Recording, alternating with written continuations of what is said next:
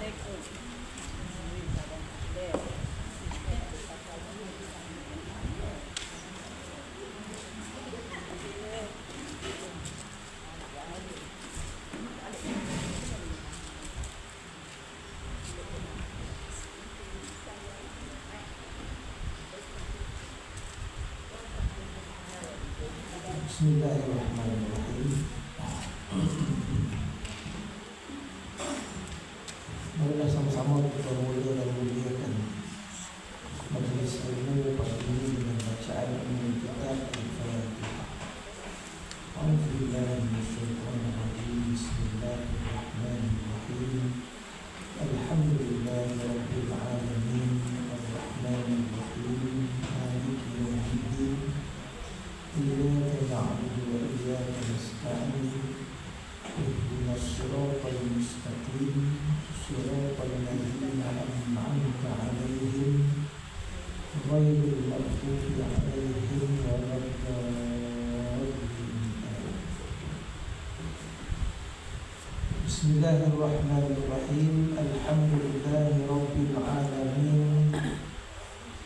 Wabihi nasta'in ala umuri dunya waddin. Wassalatu wassalamu ala sayyidil mursalin Sayyidina Muhammad al-Amin wa ala alihi wa sahbihi ajma'in. Subhanaka la ilma lana illa ma 'allamtana innaka antal alimul hakim. Qala rabbi shrah li sadri wa yassir li amri wahlul 'uqdatam min lisani yafqahu qawli. Amma ba'd. Pertamanya, marilah sama-sama kita menzahirkan rasa syukur kehadirat Allah Subhanahu wa ta'ala dengan penuh kejujuran dan keikhlasan, menggunakan segala nikmat anugerah Tuhan,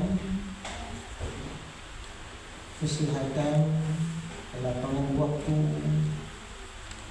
anggota tubuh yang dikurniakan kepada kita, digunakan untuk perkara-perkara yang baik sebagai bentuk syukur dan terima kasih kita kepada Allah Subhanahu wa ta'ala.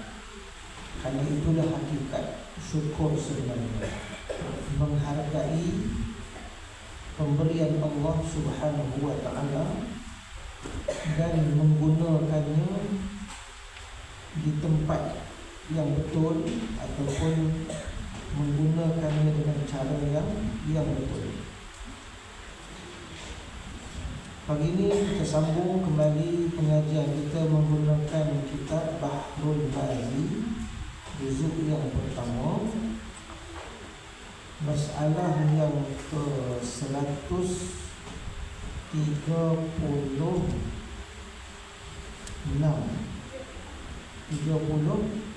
Bab baru 37.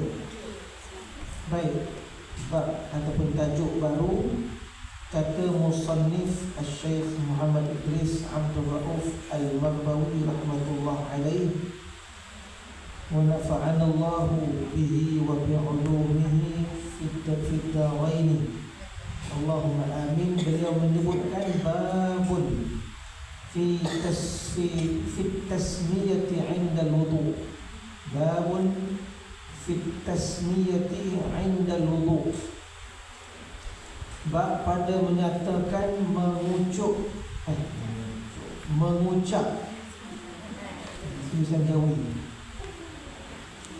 Sandawi boleh baca mengucap, boleh mengucap boleh kan.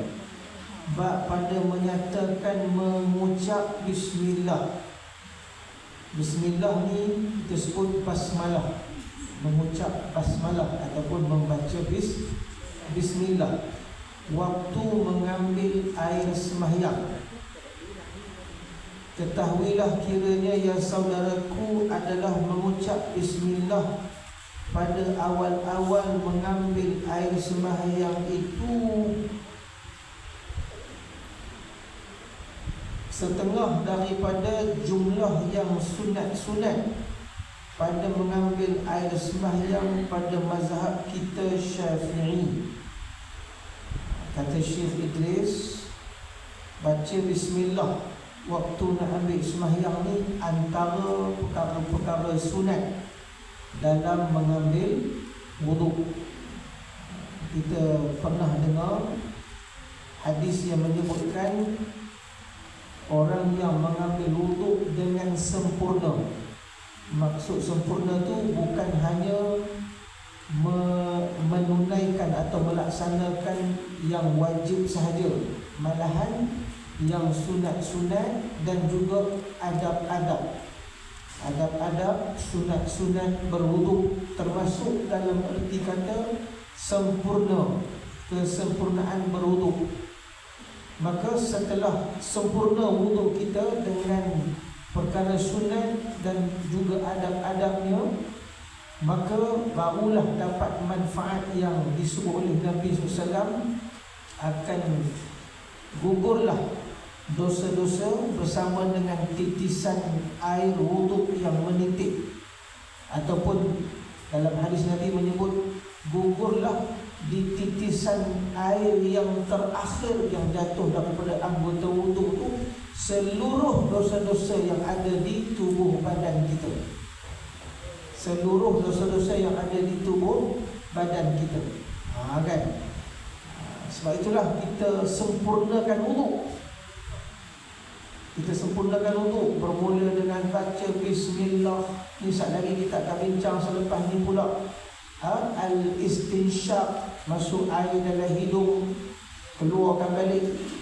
Kemudian masuk air dalam mulut, omong-omong, buang balik. Itu kesempurnaan wuduk. Kesempurnaan wuduk. Kan? Barulah dapat apa yang disebut oleh Rasulullah, gugurlah semua dosa-dosa anggota.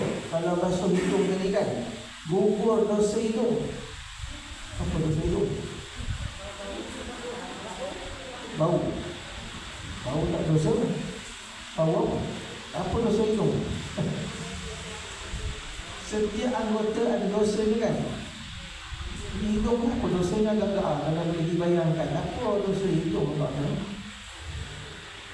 Kalau bau, tak ada masalah pun. Kita lalu pagi-pagi dekat sini kan, bau khinzir. Dosa ke bau khinzir tu? Tak dosa. Apa kalau boleh kita bayangkan dosa hidung ni? Bau benda yang tak patut dibau. Ataupun mencium sesuatu yang tak patut dicium. Patut cium isteri dengan anak, dicium orang lain. Contoh. Kan? Itu segala dosa-dosa kepada anggota wuduk ni akan gugur berserta dengan titisan air wuduk tu. Sehinggalah titisan yang terakhir, titikan yang terakhir tu, dia jatuh di yang terakhir tu, maka segala dosa di anggota tubuh kita tu gugur. Nabi sebut hatta dosa-dosa di celah-celah kuku. Dosa, bukan kata kotoran sahaja di celah kuku, dosa-dosa di celah kuku pun akan gugur. Kan? Jadi manfaat ini, ganjaran ini dapat bila? Dia ada syarat dia. Ada terma dan syarat, iaitu lengkap perkara sunat dan adab-adab berwuduk. Dia tak jadi pipi basuh muka terus, tangan, kepala, kaki, telinga hak sunat tinggal, hak lain segala-galanya tinggal. Tak ada bismillah wala apa, tak ada bismillah, tak ada apa. Wuduk tu sah lah, kan? Wuduk tu sah, tapi tidak menepati, tidak cukup syarat. Tak ikut terma dan syarat, dia tak dapatlah gugur dosa seluruhnya daripada semua anggota. Ini disebut dalam hadis. Itu sebagai penekanan yang pertama lah, sebelum kita bincang lebih lanjut. Baik. Dia kata apa? Dia kata adalah mengucap bismillah pada awal-awal mengambil air sembahyang itu adalah setengah daripada jumlah yang sunat-sunat. Maknanya sebahagian daripada perkara-perkara sunat dalam mengambil air sembahyang pada mazhab kita Syafi'i. Maksudnya pada disebut pada mazhab kita Syafi'i, mazhab lain tak sunat lah. Mazhab lain ada kata wajib. Bismillah tu wajib. Sebab tu dia kata pada mazhab kita adalah sebahagian perkara sunat. Baca bismillah awal wudu adalah perkara sunat. Mazhab lain ada yang kata wajib. Kan? Sebab tu disebut. Dan kata setengah ulama wajib. Dan kata setengah ulama wajib. Kan? Bila kata wajib tak boleh tinggal lah. Kan? Baik, seterusnya masalah 137. Oh, ini masalahnya. Mengucap bismillah pada wuduk dan hadisnya bahawasanya Abu Isa At-Tirmizi, At-Turmuzi, boleh baca 2-3 Tirmizi. Orang Melayu sebut Tirmizi, orang Arab sebut Turmuzi ataupun Tirmizi. Bahagian atas, bawah, depan. Telah mengeluarkan hadis mengucap bismillah pada waktu mengambil air sembahyang itu. Demikian bunyinya. An Sa'id bin Zaid bin Amr bin Nufail qala radhiyallahu ta'ala anhu sami'tu Rasulullah sallallahu alaihi wasallam yaqul la wudu'a liman lam yuzkar la wudu'a liman lam yadhkur ismallah alaihi. Diriwayatkan daripada Sayyidina Sa'id bin Zaid bin Amr bin Nufail katanya radhiyallahu ta'ala anhu, telah aku dengar akan Rasulullah sallallahu alaihi wasallam. Saya tak apa nak nampak. Ada lampu ni. Dia tulisannya tenggelam dia boleh nampak, bukan tak nampak, bukan tua sangat.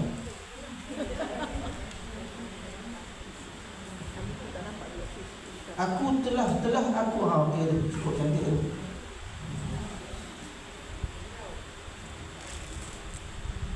Diriwayatkan daripada Sa'id bin Zaid bin Amr bin Nufail radhiyallahu ta'ala anhu katanya, telah aku dengar akan Rasulullah SAW bersabda ia, tiada wuduk bagi orang yang tiada menyebut nama Allah atasnya.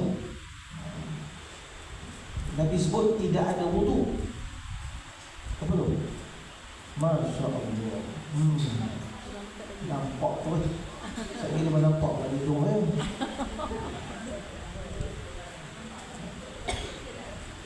Ingat Al-Fadhil Ustaz Ibrahim Ustaz, dia bawa lampu kan? Kalau mengajar, saya bukanlah tak nampak rambut pada kan? Gelap je. Patut dengan lampu kan? Tak siap lagi. Sikit lagi siap insyaAllah. Baik. Jadi dia kata Nabi sebut la wudu'a, tidak ada wuduk. Bila sebut tidak ada wuduk, ada orang faham tak sah wuduk, ada orang faham tak sempurna wuduk. Sebab itulah berlaku berbeza kefahaman para ulama. Sebab Nabi sebut la, tidak, wudu'a, wuduk, tak berwuduk orang yang tak baca bismillah. Jadi kalau kita baca secara literal, secara zahir ni sampai kat kita pun boleh faham dua juga. Boleh kata tak sah wuduk kalau tak baca bismillah, boleh juga kata tak sempurna wuduk. Oleh kerana itulah ada dua mazhab. Yang pertama mengatakan sunat sahaja baca bismillah, sebab dia faham la wudu'a, tidak berwuduk tu maksudnya tidak sempurna wuduk. Adapun satu lagi mazhab kata la wudu'a tu tidak sah. Bila tidak sah, maknanya bismillah jadi wajib. Nampak tak? Ini rahmat. Rahmat. Perbezaan ni rahmat. Kan? Tentu jugalah kita bincang tentang baca Al-Fatihah dalam sembahyang. Nabi pun sebut dalam hadis la salata, tidak ada sembahyang liman lam yaqra' bi Fatihatil Kitab, bagi orang yang tak baca Fatihatul Kitab, iaitu Al-Fatihah. Ada ulama faham la solata tidak sah sembahyang. Yang faham macam tu mazhab kita. Maka oleh kerana itu mazhab kita kata Fatihah ini fardu ataupun wajib. Tak baca Fatihah tak sah sembahyang. Ada mazhab lain dia faham tidak sempurna sembahyang kalau tak baca Fatihah. Seperti mazhab Imam Abu Hanifah. Maka oleh kerana itu kata dia Fatihah ni adalah penyempurna sembahyang. Dia kata perlu baca. Yang paling perlu dia kata adalah faqra'u ma tayassara minal Quran. Quran sebut dalam Al-Quran, faqra'u, maka bacalah dalam sembahyang tu ma tayassara minal Quran, apa yang mudah daripada Quran. Bagi dia baca satu ayat qul huwallahu ahad itu yang fardu dalam sembahyang. Adapun Fatihah dia adalah kewajipan yang tak sampai tahap fardu menurut kefahaman dia, kan? Sajalah saya celah sebut benda ni kan, supaya kita tahu bahasa hadis itu Nabi sebut la salata la wudu'a, tak berwuduk kan. Orang faham macam ni, orang faham macam ni kan. Dua-dua faham macam tu betul. Jadi kita ambil hak mudah ataupun kita ambil apa yang mazhab kita kata. Baik. Maksudnya apa? Yang ni tiada mu'tabar wudu. Maknanya tiada mu'tabar ni maknanya tak dikira. Kan? Tak dikira wudu orang yang tiada menyebut Bismillahirrahmanirrahim pada awal wudunya. Kan? Baik. Masalah 138. Mengucap bismillah pada wuduk dan hukumnya. Dia bincang hukum hakam mazhab-mazhab. Adalah mengucap bismillah pada awal-awal mengambil air sembahyang itu sunat jua pada mazhab Syafi'i rahimahullah. Sunat. Kan sebab tadi kita sebut tadi, boleh jadi faham macam ni, boleh jadi faham macam ni. Imam Syafi'i kata sunat saja. Kata Imam Syafi'i, nama beliau Muhammad bin Idris. Di dalam Al-Um ni adalah kitab yang mengumpulkan semua pandangan-pandangan Al-Imam Al-Syafi'i. Dikatakan buku ini disandarkan kepada buku Imam Syafi'i, Al-Um. Tetapi sebenarnya adalah kumpulan pandangan-pandangan, kan, pendapat-pendapat, sama ada pendapat baru atau pendapat lama. Pendapat lama sewaktu Imam Al-Syafi'i berada di Iraq, pendapat baru sewaktu Imam Al-Syafi'i berhijrah ke negeri Mesir. Kan? Dikumpulkan di dalam kitab Al-Um ini. Dikatakan yang kumpulkan itu adalah muridnya. Lalu diletakkanlah buku ini nama buku Al-Um untuk Imam Al-Syafi'i.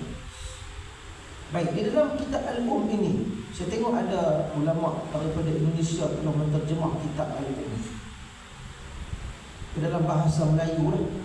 Tapi Melayu Indonesia lah. Kata dia, dan aku suka bagi seorang laki-laki bahawa menyebut, bila seorang laki-laki ni bukan laki saja, termasuk perempuan, kan? Dan aku suka bagi seorang laki-laki bahawa menyebut nama Allah Azza wa Jalla pada permulaan wuduknya. Maka jika lupa ia mengucaplah ia barang mana masa ia ingat. Kalau terlupa nak baca bismillah di awal wuduk, maka bacalah bismillah ketika mana dia ingat.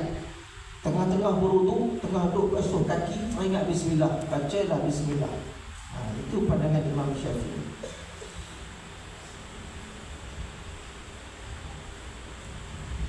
Maka mengucaplah ia barang mana masa ia ingat, dan jika ada ia dahulu daripada sempurna wuduknya, walaupun sebelum sempurna wuduk, maka boleh baca bismillah. Dan meninggal ia akan mengucap bismillah dengan lupa atau sengaja, tiada batal wuduknya insya-Allah. Maknanya sah wuduknya, cuma tak sempurna dia, kan? Kata Abu Isa, telah berkata Abu Ishaq, jika meninggal seseorang akan mengucap bismillah itu dengan sengaja, hendaklah ia mengulang mengambil air sembahyang. Ini pandangan siapa? Pandangan Abu Ishaq. Abu Ishaq dia berpandangan, dia kata kalau tinggal bismillah tertinggal, Sedangkan kita dah basuh tangan dah, maka ulang balik. Maka hendaklah dia mengulang mengambil air sembahyang daripada awal dengan dimulakan dengan baca bismillah. Maka jika ada ia lupa atau ingat-ingat lupa, lupa maknanya memang terlupa daripada bismillah. Ingat-ingat lupa ni maksudnya baca ke tidak? Rasa macam baca, tapi rasa tak baca pun dia. Itu dipanggil ingat-ingat lupa. Nescaya memadai akan dia, cukup dah nanti orang kan, tak perlu nak ulang balik bismillah kan. Kata Muhammad Al-Bukhari. Siapa Muhammad ni? Muhammad bin Ismail Al-Bukhari, Imam Bukhari lah. Nama dia Muhammad bin Ismail Al-Bukhari. Kata Imam Al-Bukhari, bermula yang lebih ahsan suatu pada ini bab ialah hadis Ribah bin Abdul Rahman. Ini apa nama? Pencerahan daripada Syekh Idris dengan memasukkan apa yang didokumentasikan oleh Imam Bukhari dalam hadis ini. Imam Bukhari kata yang terbaik dalam bab ini, dalam bab baca bismillah ketika berwuduk ini ialah hadis Ribah bin Abdul Rahman. Tapi masalahnya Imam Bukhari tak masukkan di dalam hadisnya, di dalam kitabnya. Tetapi ianya mengeluarkan di dalam sahihnya akan hadis bab ini ialah hadis tertentu jima' dengan apa maksud jima' ni? Yang tertentu jima' dengan isteri mengucap bismillah. Maka kerana didatangkannya demikian, ialah mengambil jalan aula. Oh, okey, faham. Imam Bukhari dia kata sunat baca bismillah. Imam Bukhari ni dalam kitab Sahih Bukhari, okey, beliau menyebutkan sunat baca bismillah ketika berwuduk itu dengan bersandarkan hadis yang dia muat naik dalam buku beliau, iaitu tentang suami isteri berjima' baca bismillah. Maknanya dalam buku dia, dalam kitab hadis Sahih Bukhari, kan Imam Bukhari buat masuk hadis apa?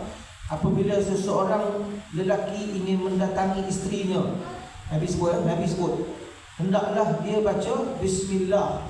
Allahumma jannibis syaitan, Allahumma jannibis syaitan wa jannibis syaitan ma razaqtana. Ya, Nabi sebut, Nabi kata lam yadurruhu syaitanu abadan, tidak akan memudaratkan dia oleh setan. Setan tak akan memudaratkan dia selama-lamanya. Jadi ada perkataan bismillah. Nabi sebut apabila seorang lelaki nak mendatangi isterinya, kemudian hendaklah dia membaca bismillah dan bacalah Allahumma jannibi syaitan, ya Allah lindungkan aku daripada setan, wa jannibi syaitan ma razaqtana, dan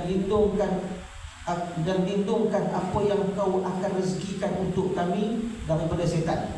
Dia dilindung daripada setan, anak dia nanti ataupun zuriat yang bakal lahir disebabkan berlakunya persenggamaan tersebut juga dilindung daripada setan. Kata Nabi, kalau dia sebut bismillah Allahumma jannibi syaitan dari itu, tidak akan memudaratkannya oleh setan. Setan tak akan memudaratkannya. Ini pun ada huraian ulama juga apa maksud syaitan tak memudaratkan tu. Ada yang kata dengan keberkatan bismillah, dengan keberkatan bismillah yang disebutkan tadi. Jadi kata Imam Al-Bukhari setelah bawa masuk hadis ini, hadis berjima' ni dengan baca bismillah ni, kata Imam Bukhari, baca bismillah ketika nak berwuduk itu lebih patut. Kan? Dia kata apa? Lagi yang ni sedangkan jima' itu tiada munasabah rasanya disuruh mengucap bismillah. Kalau ikut munasabah, wuduk dengan jima', mana lebih munasabah baca bismillah? Wuduk lah. Jima' ni kan ialah benda yang nak kata menjijikkan tu tidak sampai menjijikkan. Maksudnya tak munasabahnya kan, kesesuaiannya tu kan. Sebab tu jadi isu, ada ulama kata bismillah ni nak baca sebelum berjima', tengah berjima', lepas berjima', sebelum mandi. Dia ada hukum-hukum dia kan. Yang dituntut sunat tu bismillah sebelum berjima'. Ketika berjima' tak boleh baca bismillah, tapi boleh ingat Allah Ta'ala dalam hati. Selepas berjima, sebelum mandi boleh baca bismillah, tak boleh baca ayat Quran. Kan? Itu hukum-hukum dia kan. Jadi dia kata sedangkan jima itu tiada munasabah rasanya disuruh mengucap bismillah, maka disuruh mengucap bismillah. Tak munasabah, kita rasa tak munasabah berjima itu disuruh baca bismillah, tapi Nabi suruh juga baca bismillah. Kalau begitu, kata Imam Al-Bukhari, pada wudhu lebih aula. Maknanya bismillah ketika mengambil wudhu itu lebih patut. Jadi nampak tak macam mana Imam Al-Bukhari mengeluarkan hukum daripada hadis baca bismillah dengan berjima, ketika berjima tadi.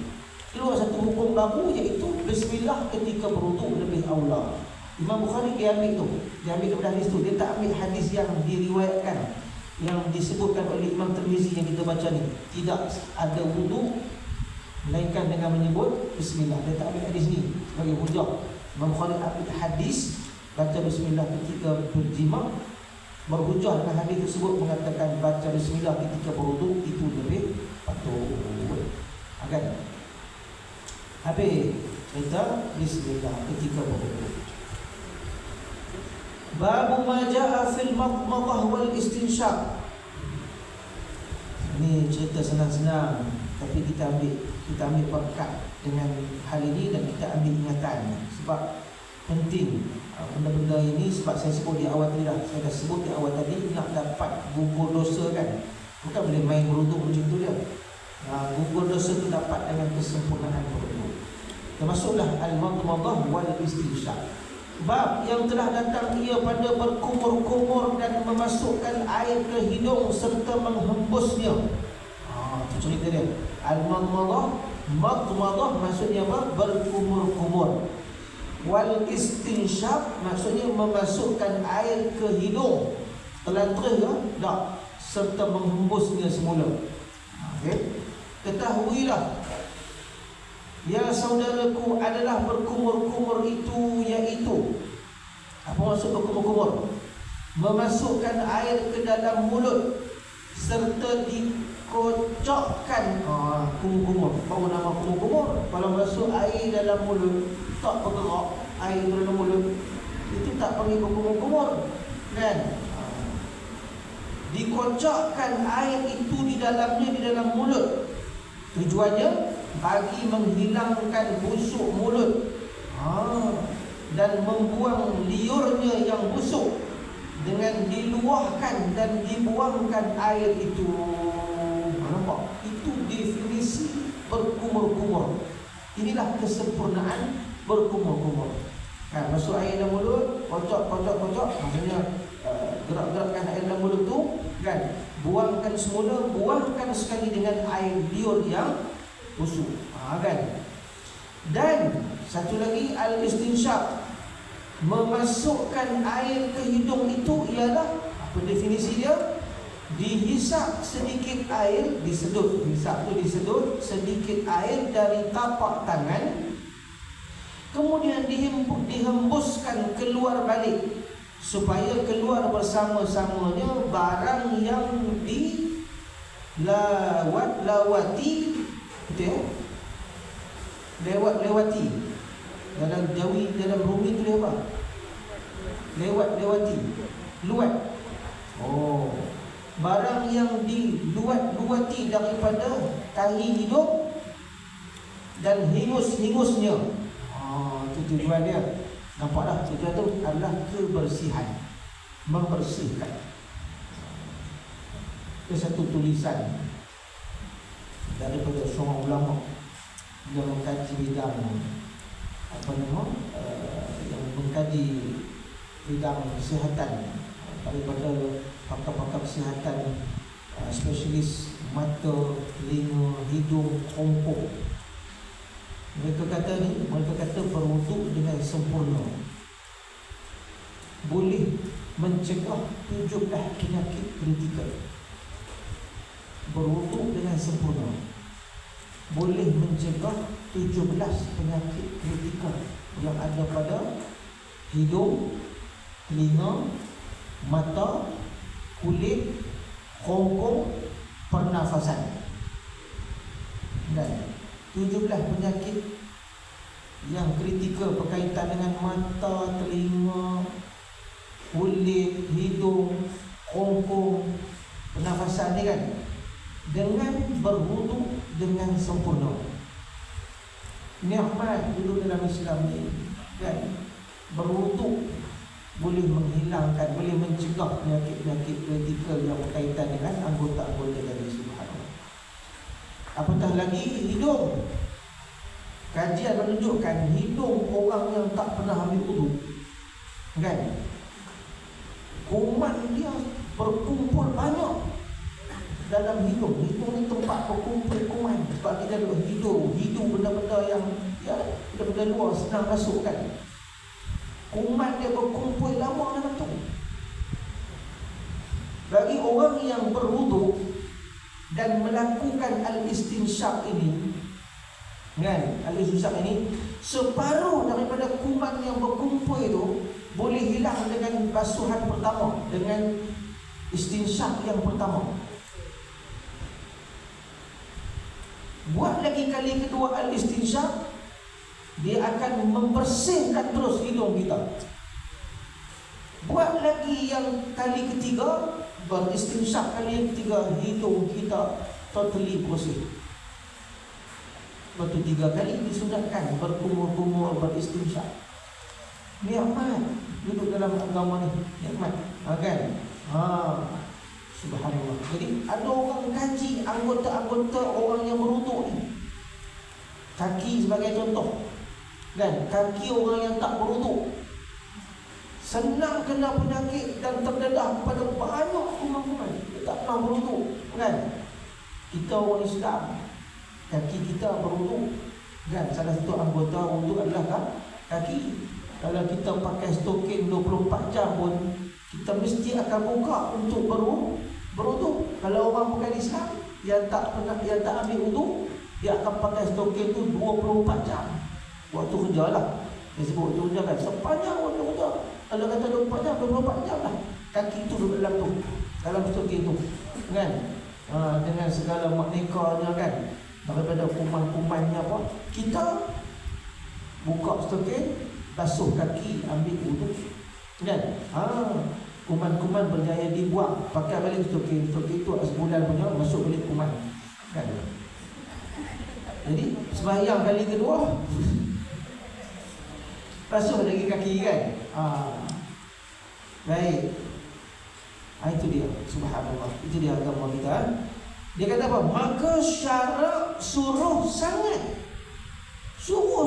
mengerjakan demikian, dan dikuatkan suruhan ini. Sebab itulah ada ulama kata wajib kan. Tapi majoriti para ulama mengatakan ini adalah sunnah. Tapi kalau kita refer kepada kesihatan kita, sudah pastilah dia lebih kuat untuk kita laksanakan. Dapat pahala sebab ikut sunnah. Yang kedua, dapat kesihatan.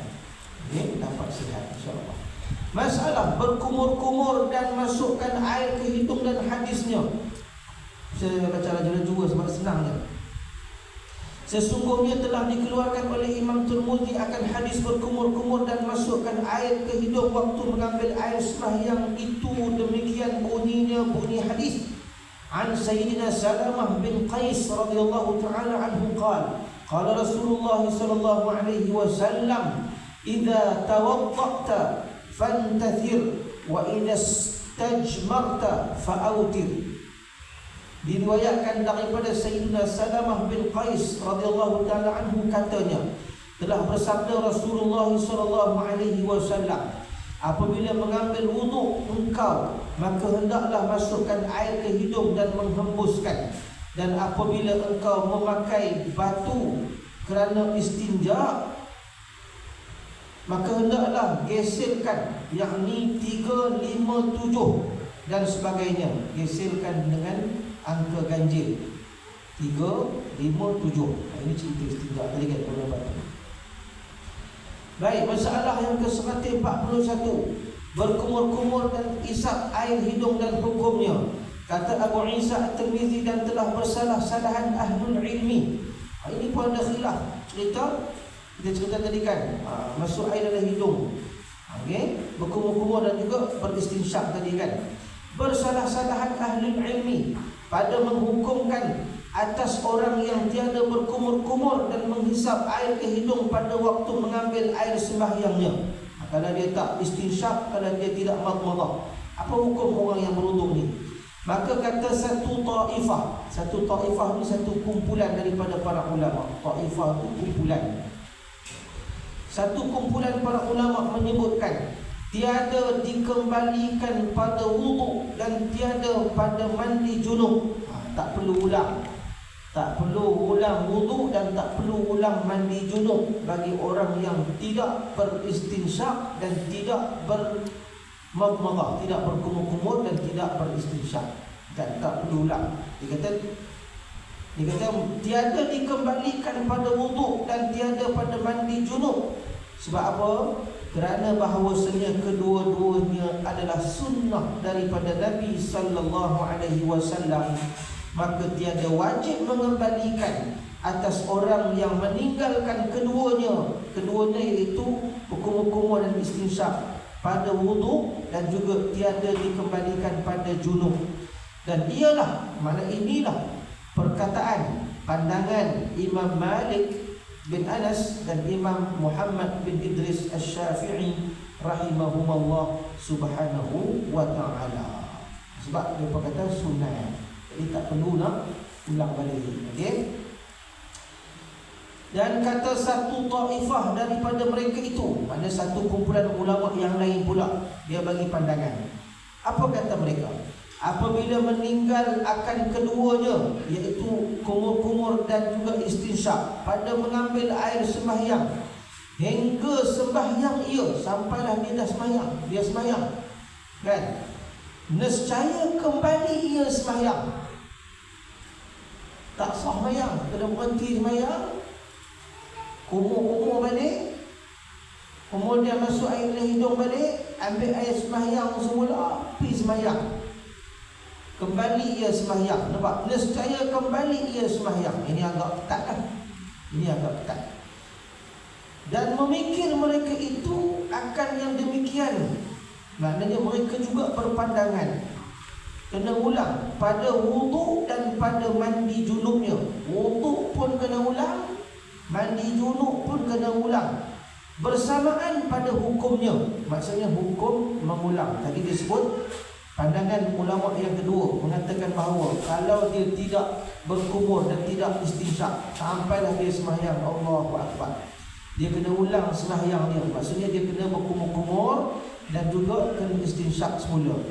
Begitu juga mereka berpandangan wuduk pun kena mengulang semula, kalau mandi junub pun kena ulang semula. Kena ulang semula, sama pada hukumnya, bersamaan pada hukumnya.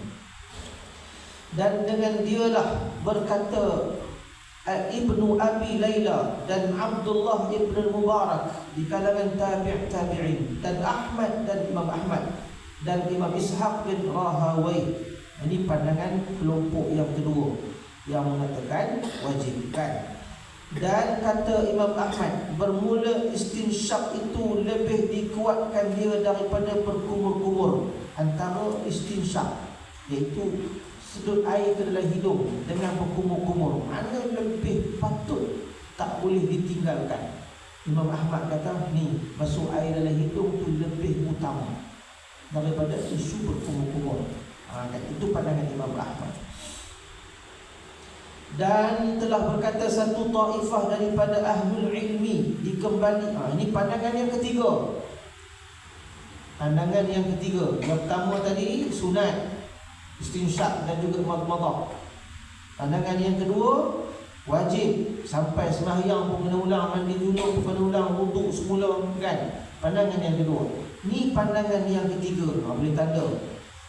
Dan telah berkata satu taifah daripada ahlul ilmi, dikembalikan mandi wajib dan tiada dikembalikan pada mengambil air sembahyang. Yang ketiga ni dia membezakan. Air sembahyang tak perlu diulang semula kalau tinggal kumur-kumur dan juga istinsyak. Adapun kalau dalam mandi wajib dia tak istinsyak, dia tidak kumur-kumur, dia kena ulang balik mandi wajib tersebut. Dia bezakan dua tadi ya. Ini pandangan yang ketiga. Dan inilah perkataan, iaitu pandangan Imam Sufyan Ats-Tsauri dan setengah daripada ulama Ahlul Kufah, ulama yang berada di negeri Kufah di Iraq. Okey. Selesai. 142. Berkumur-kumur dan hakikatnya. Apa hakikat berkumur-kumur? Adakah cukup kita masuk air dalam mulut kemudian terus buang? Kan? Adakah itu hakikatnya? Telah berkata ashab kita. Saya dah sebut dah, ashab kita ni maksudnya ulama-ulama dalam mazhab Syafi'i. Bermula yang sempurnanya. Apa kesempurnaan berkumur-kumur? Berkumur-kumur itu bahawa memasukkan air ke dalam mulut kemudian dikocokkan dia di dalamnya. Itu sempurna. Itu kesempurnaan kumur-kumur. Dan ada pun sekurang-kurangnya. Kalau paling tidak, paling sempurna, masuk air dalam mulut kemudian dikumur-kumur, dikocok-kocokkan je kan. Itu paling sempurna. Paling tidak, dia kata sekurang-kurangnya, maka iaitu dijadikan air di dalam mulutnya saja dengan tiada kocok, atas pendapat yang masyhur yang berkata dengan dia oleh jumhur majoriti para ulama. Kira dia lah tu masuk air dalam mulut walaupun tak dikocok-kocokkan tu paling leceh lah, paling kurang macam tu lah, untuk melepaskan yang sunat. Dan kata satu jamaah daripada ashab kita disyaratkan kocok juga. Dan ialah seumpama perselisihan pada menyapu kepala. Ini perselisihan ni sama juga dengan perselisihan dalam isu sapu kepala ketika berwuduk, kan? Basuh muka, basuh tangan, sapu kepala. Sapu kepala tu berlaku khilaf, berlaku perselisihan ulama. Bahawasanya jikalau menghantar ia akan tangannya yang basah atas kepalanya dan tiada menjalan ia akan dia, adakah hasil sapu kepala tu? Kan kita tadi ambil wudu, tangan basah. Adakah tangan yang basah dengan air itu, kan, yang dibasah, yang kita basahkan dengan air itu, lalu kita sapu kepala, letak saja tanpa menjalan-jalankan, adakah dikira terhasil dengan letak saja? Tercapai tak maksud sapu kepala? Khilaf. Sama lah juga khilaf ini berlaku kepada kumur-kumur tu, kan? Adakah dia berkumur tak berkocok-kocok? Dikira tak berkumur-kumur? Samalah isu tu. Maka qaul yang asah, pendapat yang paling tepat, hasil sebagaimana memadai sampaikan air kepada sekalian anggota dengan ketiadaan berjalan tangannya. Pendapat yang paling masyhur, yang paling tepat, dikira tercapai walaupun tak gerak-gerakkan tangan tu. Sama lah juga kita basuh muka, air tu sampai kat muka kita, kita tak gerak, tak gosok, tak gosok-gosok pun. Tangan pun kita tak gosok, kaki pun kita tak gosok, kita curah air saja. Tercapai tak maksud berwuduk? Tercapai. Samalah juga berkumur-kumur, masukkan air dalam mulut kemudian buang balik, tak kocak-kocak pun. Capai tak berkumur-kumur? Tercapai maksud berkumur-kumur. Itu kata dia, kan? Dia nak cerita gitulah. Imam Malik rahimahullah mewajibkan ad-dalku, menggosok ketika berwuduk. Imam Malik rahimahullah subhanahu wa ta'ala mewajibkan orang yang berwuduk gosok anggota wuduknya. Basuh, gosok. Dia wajibkan. Baik. Masalah menghisap air ke hidung, dan hakikatnya adalah menghisap air hidung.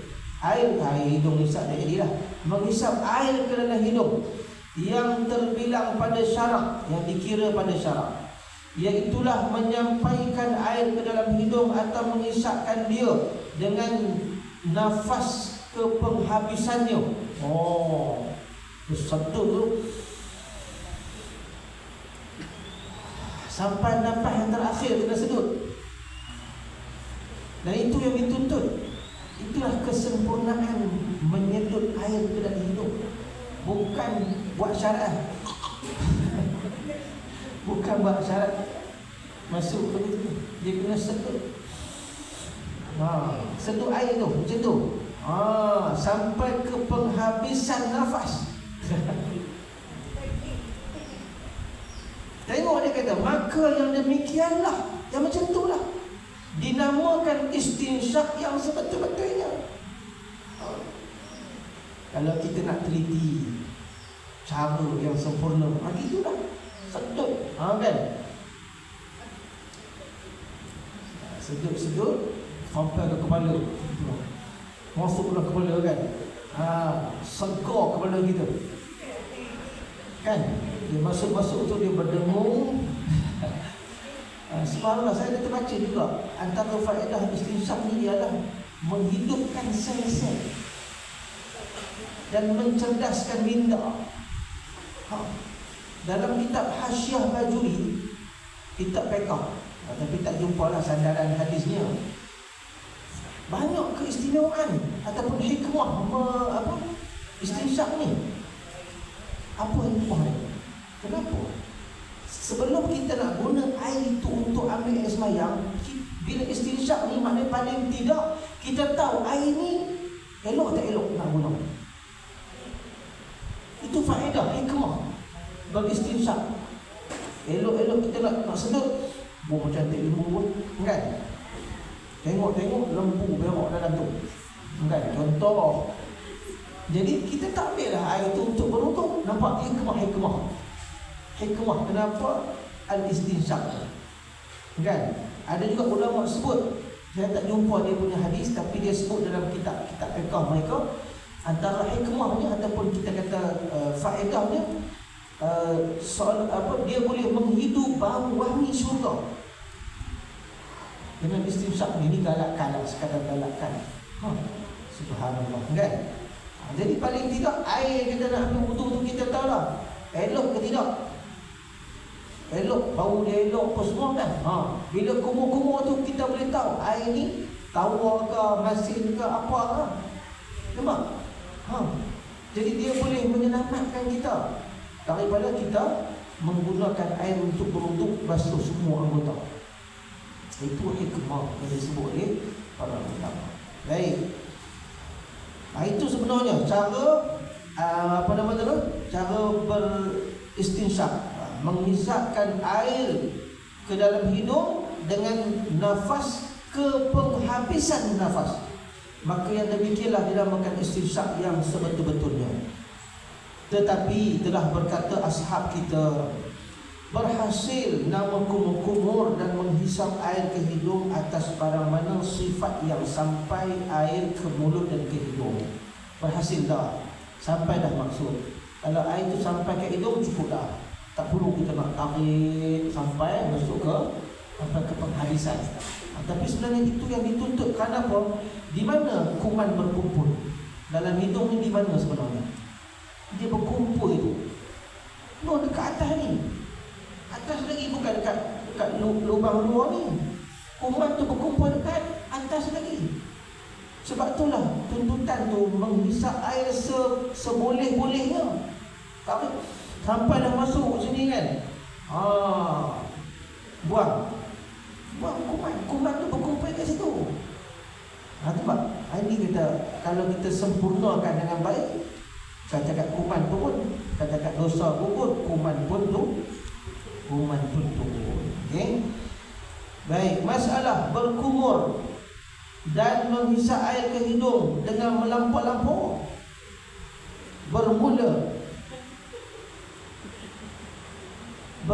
berkumur-kumur dan menghisapkan air dengan melampau-lampau itu sunat. Sunat. Melampau-lampau tu macam tadilah, sedut sampai ke penghabisan nafas yang terakhir. Bukan mati dah, maksudnya sampai tak boleh bernafas, kan? Itu sunat. Sebab kita sebut tadi apa? Yang kita nak matlamat dia adalah nak buang penyakit tadi, nak bersih, nak kebersihan. Kalau takat masuk keluar, dia tak capai lah 100% bersih. Boleh lah kan?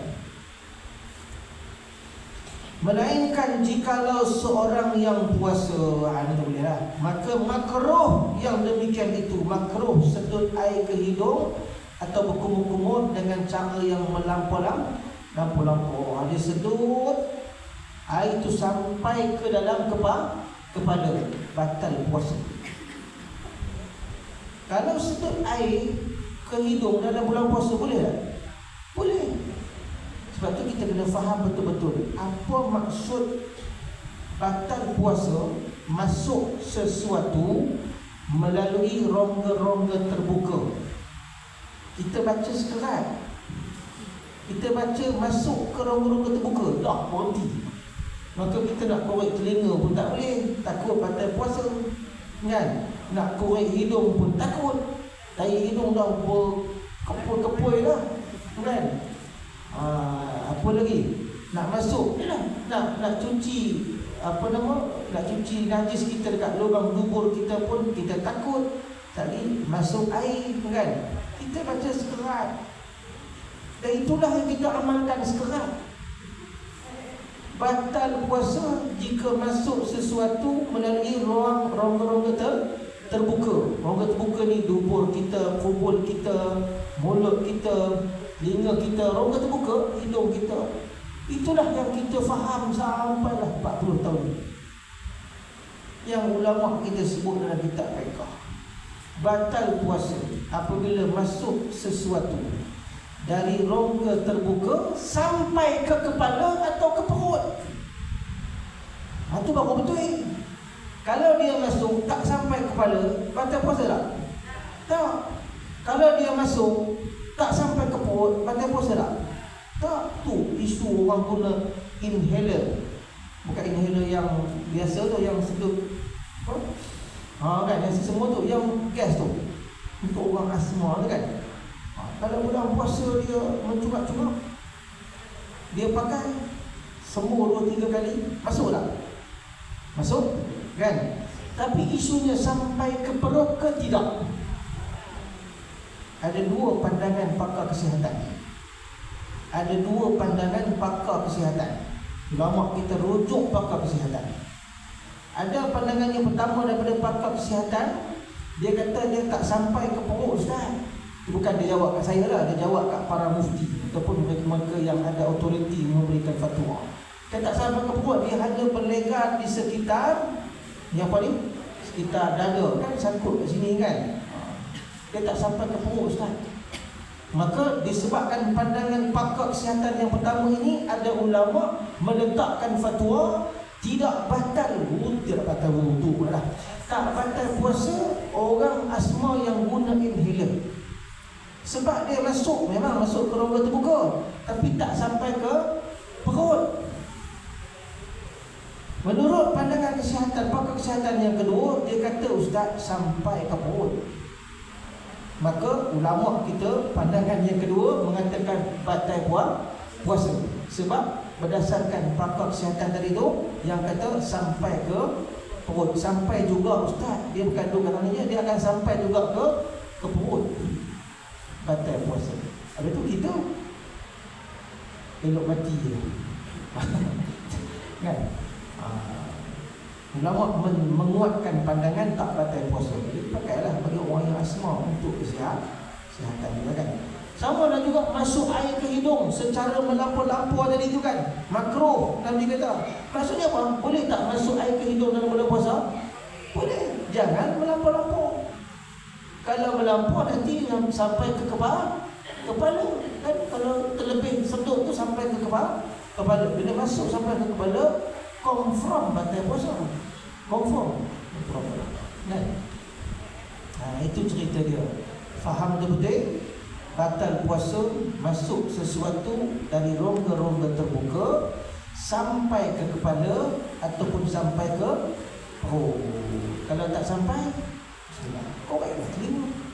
cucilah hidung, korek hidung dalam bulan puasa, tak jejah apa-apa kan. Habis tu yang kita duduk pergi bazar Ramadan tu, bau dia punya ayam golek atau ayam pocik tu sampai masuk hidung sampai kepala habis. Tu nak kata apa? Kan? Tapi kalau masuk asap-asap yang kita nampak, masuk betul sampai ke kepala pun batal puasa. Pun batal puasa. Jadi makruh pergi bazar Ramadan. Isi agak orang dia pula. Dah melawak je. Saya lagi makruh sungguh kan. Maknanya berjaga-jaga kan, lalu dekat tempat orang masak yang ada asap-asap apa-apa itu kan, berjaga-jaga kan. Takut benda tu nampak, kan. Pakai mask, selamat. Boleh masuk bazar Ramadan. Wajib masuk bazar Ramadan. Baik. Selesai. Melainkan jikalau seorang yang puasa, maka makruh yang demikian itu kerana hadis sahabat Nabi yang bernama Luqayt radhiyallahu taala anhu, bahawasanya dia kata Nabi SAW bersabda, wa balagha fil istinsyaq illa an takuna shaiman. Dia ambil keratan hadis ni, dan maksud hadis ni melampau-lampaukan pada hisap air ke hidung boleh, itu yang patutnya dalam berwuduk, melainkan kecuali bahawa ada engkau itu puasa, tak boleh lah. Kalau puasa tak boleh. Kalau tak puasa silalah sedutlah air itu seboleh mungkin sampai ke atas hidung ni supaya bersih sebersih-bersihnya. Dan ialah hadis sahih yang meriwayatkan dia oleh Abu Daud, At-Tirmizi dan lainnya daripada keduanya dengan beberapa sanad yang sahih. Alhamdulillah 10.31. Jadi insyaAllah cukuplah dekat dulu. Bab-bab yang santai lah, isu-isu santai dia berjam kan. Bab al-istinsyaq al-mawdah. Walau bagaimanapun kita perkukuhkan maklumat dan ilmu kita tentang hal yang mudah ini, dan dalam masa yang sama kita boleh ambil perhatian terhadap apa yang kita ingatkan tadi untuk mendapat keampunan dosa anggota-anggota tubuh kita. Okey, disebabkan berwuduk, maka sempurnakanlah wuduk sesempurna mungkin dengan melaksanakan adab-adab perkara-perkara sunat dan rukun-rukun atau fardu-fardunya sekali. Semoga hasrat dan matlamat berwuduk ini dapat dicapai. Yang baik datang dari Allah Subhanahu wa taala, salah silap daripada kelemahan saya, semoga Allah ampun dosa-dosa kita semua. Aqulu qawli hadza wa astaghfirullahal azim li wa lakum wa lisairil muslimin innahu huwal ghafurur rahim. Allahumma ati anfusana taqwaha wa zakkiha anta khairu man zakkaha anta waliyuha wa maulaha. Allahumma ij'alna minal ladzina yastami'una al-qawla fayattabi'una ahsanah. Wa sallallahu ala sayyidina Muhammad wa ala alihi wa sahbihi wa baraka wa sallam. Walhamdulillahi rabbil alamin. Wassalamu alaikum warahmatullahi